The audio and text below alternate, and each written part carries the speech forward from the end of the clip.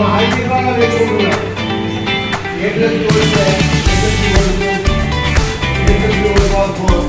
ఈ యొక్క సిరీస్ని తెలుసుకున్నాం. వాటి యొక్క చరిత్రను కూడా గమనించాం.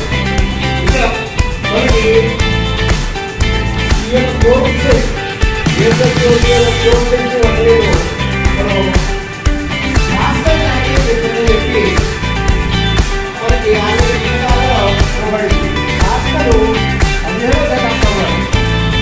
అయితే చరిత్రకాలు తెలియజేస్తే మాస్టర్ కంటే ముందే యూరోప్లో, అంతకుముందు సుమారుగా 14వ శతాబ్దంలో సిరియాలో, 12వ శతాబ్దంలో చైనాలో ఆల్రెడీ ఈ యొక్క మాస్టర్ లాంగ్వేజ్ యొక్క రూపాన్ని అదే రూపంలో వాళ్ళు ఆల్రెడీ తెలియజేసేదే తెలుస్తుంది. అంటే మాస్టర్ చెప్పేది కాదు.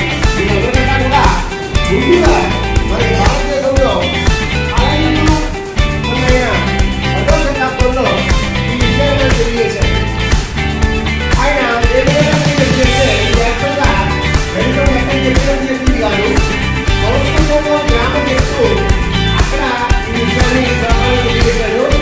ఆయన కూడా ఆయనే అంటే అక్కడ ఉండే మన భారతీయులు లేదు. అయితే మీరు గమనిస్తే ఈ శ్లోకంలో ఆదావేగం నిత్యత కోసం అంటే ముందుగా ఒక డబ్బా గీయాలి.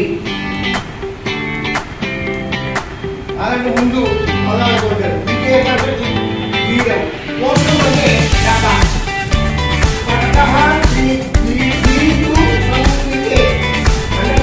అదే విధంగా మనం 2 డబ్బా గీయాలి. మొదటి డబ్బా మధ్య నుంచి మరో 2 డబ్బా గీసాము.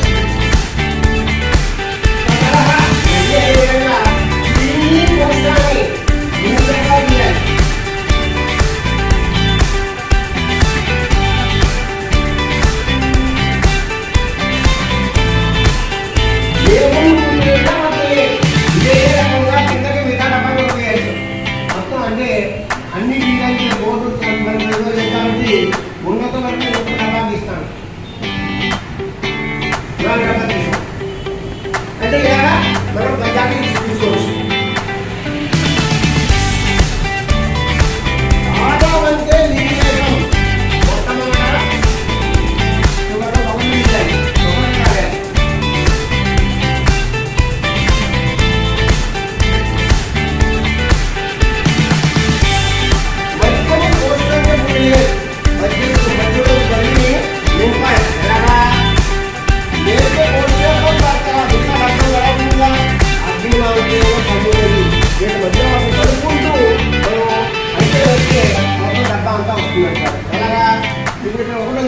తర్వాత ఇక్కడ 1 + 1 2, ఇక్కడ 1 + 2 3, 2 + 1 3.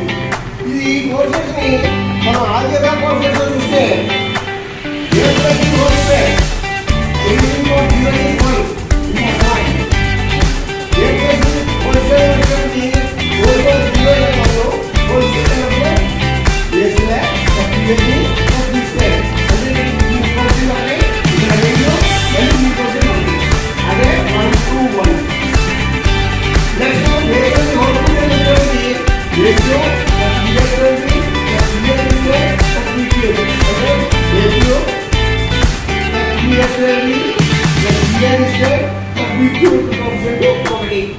అంటే ఆయన 1 3 3 ఈ విధంగా ఈ కోఎఫిషియంట్స్ ని మనం డైనామిక్ థియరంలో చెప్పుకున్నట్టుగా వీటిగా పెంచుకుంటూ రాసుకుంటూ పోవచ్చు.